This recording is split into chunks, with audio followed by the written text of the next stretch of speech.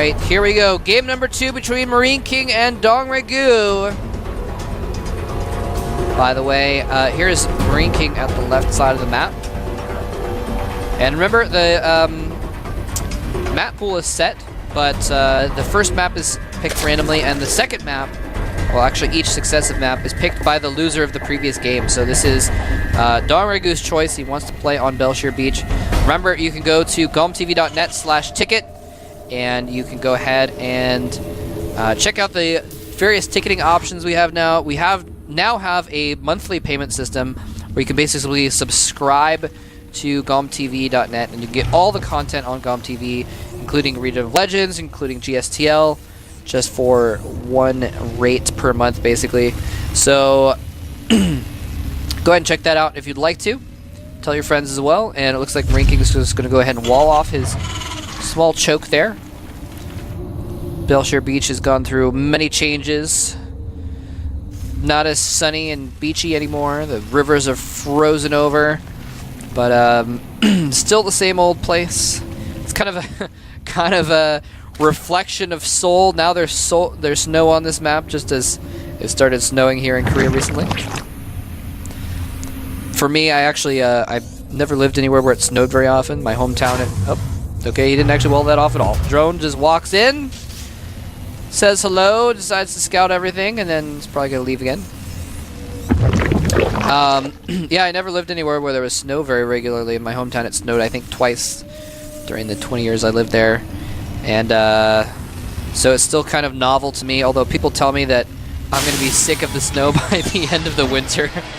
So for now, it's pretty cool when it snows, but we'll find out. We'll see if it actually stays interesting. Anyway, orbital going up for MarineKing now. Only the one barracks. Probably going to expand off of this. There's the command center going down. Exact same build that MarineKing does almost every game versus Zerg, which is kind of interesting considering that MarineKing is, one of the first few players to really have great success with doing rushes.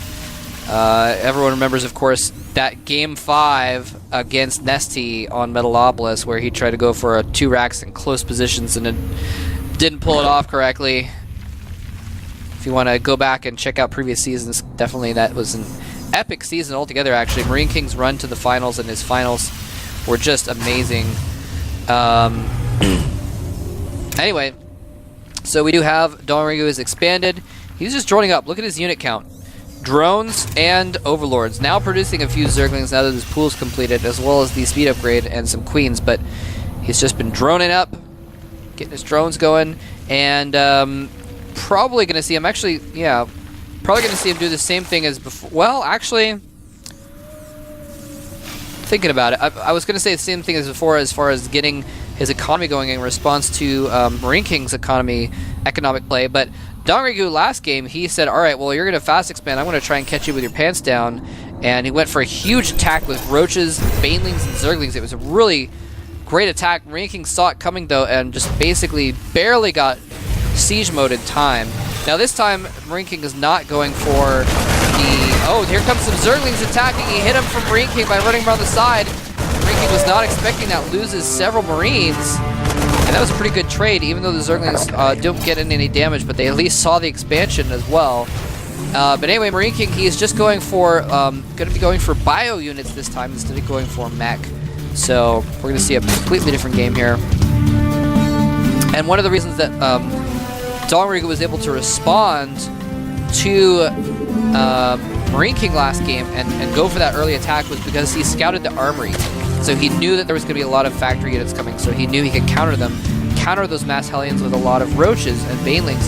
So it was a very smart play by him. But this time, he's seen the expansion, but he hasn't spotted an armory. He doesn't know what's going on, so that's why we don't see him trying to make roaches or anything at this point. Just a little bit surprised he actually, well, never mind, he's making a spine crawler just to be safe in case there are hellions. He doesn't know anything about what's going on, though. DongRaeGu doesn't know if it's a quick, reactor Hellion expand, although I guess at this point he probably would have seen Hellions by now. There's going to be reactor Hellion expand out on the map. Now he kind of knows. Now he's scouted the base and is like, oh wait, okay, you don't have any units right now? Well, that's good to know. So that means DongRaeGu, he can know that he doesn't have to make a roach war or anything like that. He can just be safe with spines. He's making a few spines at the front, though. That's kind of interesting. It seems like a little bit of an overreaction to the fact that he just scouted MarineKing and saw that there weren't any units there. Although, what that means, the fact that there's no units means that he's powering up. It means that he's making buildings instead of units, which means he's going to make more units later on. And that's exactly what he's done. He's got 3 barracks. One of them is going to be a reactor on it pretty soon. And he is going to actually be mixing in reactor Hellions. Is he going to cancel that? Oh, nope. Creep Trimmer does die, and he... Actually, how did he see that? I don't know how he saw that one. I didn't think it was still visible. It's a mystery for the ages. The Spire is going up right now. It's about 1/3 of the way completed. And I don't know how much good that's going to do for DongRaeGu, because there are a lot of Marines in MarineKing's army. Although, well, I guess actually he's got a lot of Hellions out, and I think I saw a couple Marauders. I mean, he's making Marauders, yeah, out of those tech labs. So this actually could be pretty good for him. Actually, never mind. There's a lot less Marines in his army than I thought. I thought he had more Marines than that, but he switched over and stopped producing Marines once he got those tech labs down. And so this is going to be a pretty scary army for MarineKing. And look at all those spine crawlers. This is exactly what he's going to need against all of these units that are going to be coming at his base very soon. And that's exactly, DongRaeGu has read this perfectly. He knows that there's a big attack coming, and he is trying to prepare for it. The Mutalisks are on the way, and this could be huge if he can take out those Marines. Certainly counterattack. This is beautiful. He's doing a distraction. He might get a Marauder. He's getting some extra units, killing them off. He's not going to get that Marauder. Well, no, not... Whoa, is he going to get it? Not quite. Almost. That medevac. Barely saving his life, and here comes the prod at the front, though. There are so many spines, though, that I don't think he's going to get up there. And that was actually a really cool move. DongRaeGu, sensing the danger is pretty much over, cancels the extra spines he was building, especially because MarineKing scanned and saw those spines, so he's going to think those spine crawlers are still there. But look at this. Those Marines just getting picked off by the Mutalisks. There's just a few of them, and so the Mutalisks can now do major damage to these Marauders. They need to actually focus the Marauders, though, because otherwise the medevacs will just heal them up.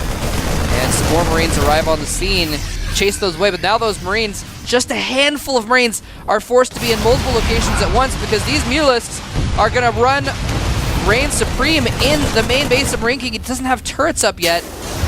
Fortunately, it was only about 7 mutas there, so he hasn't been able to kill off SCVs too fast. But now he can actually move around the side of the map and go for the expansion and kill SCVs there as well. No turrets there for some reason either. I'm not sure why he didn't make a turret there before the Mutalisks came around here. Of course the Mutalisks were going to circle around to that base. Wow, so MarineKing even putting down 2 more barracks. That's going to be a lot of barracks coming out from MarineKing. He's just going pure bio. His factory is floating around in the air right now. Just going for a joyride. A lot of Mutalisks are in the air. Now for DongRaeGu. Maybe that factory driver is charging. And oh, here come the Mutalisks. Coming in, they're going to take out a reactor. Oh, he's going to get the reactor. He's going to get the reactor. It burns down and then gets a medevac and leaves. Nice. And is he going to get another medevac? Oh, picks off another medevac. These are beautiful snipes. And look, the Marines are stuck behind all these units. He's going to get a Hellion as well. Beautiful harassment by DongRaeGu, just using the mutas to full effect. +1 weapons is about to finish for those mutas as well. Look, he's just dancing back and forth between the front and the back bases. And MarineKing actually attacked his own engineering base for a moment there, trying to A-move away to get those Mutalisks. I was going to say the factory drivers charging for tours, taking passengers, and giving tours of Belshire Beach. That's what I was starting to talk about before. Anyway, MarineKing is done sitting in his base, though. He's got a couple turrets to defend. He's moving out on the map. The Mutalisks are not quite enough to really do a huge counterattack and trade, so he's going to have to bring them back and try and use them to pick off reinforcements. The medevacs are trailing behind. That would have been a good target, but instead, oh, he's moved some of his spines over to the 3rd base as well, and this is where MarineKing kind of split up the forces. He's going into the 3rd base. DongRaeGu has a huge force of Zerglings and Banelings.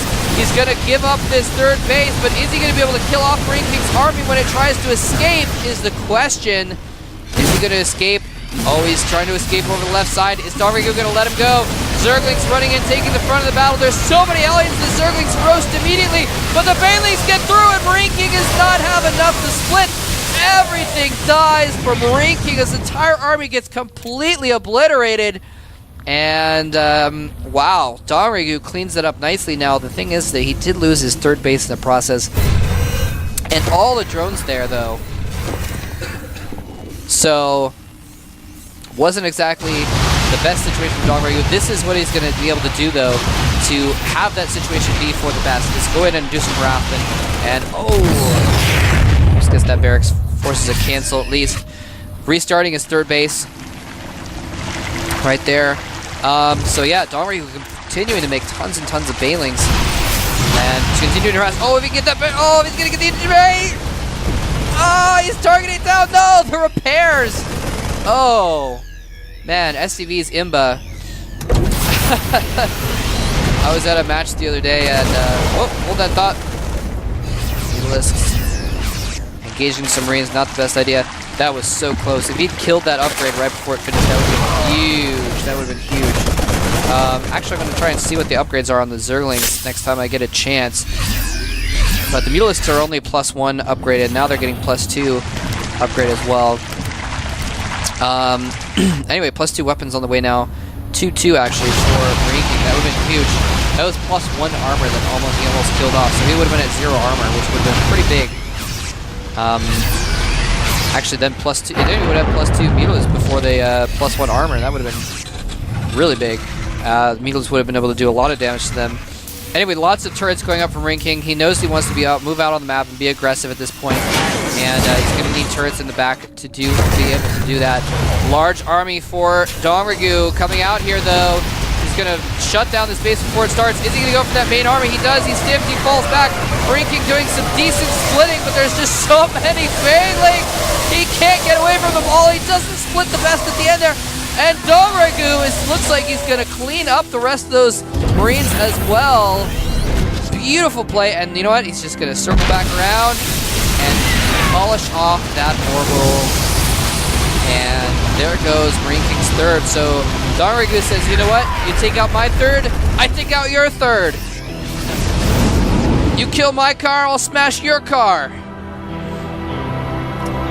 Well, I guess MarineKing sees what happens when you kill a Zerg's third base. Oh, he might get to upgrade. The SCV's coming off. This time he gets it. This time he gets that engineering bay. And he gets a medevac. And this time DongRaeGu just has so many more forces. He's got 40 extra supply right now. He can just rampage with these mutas.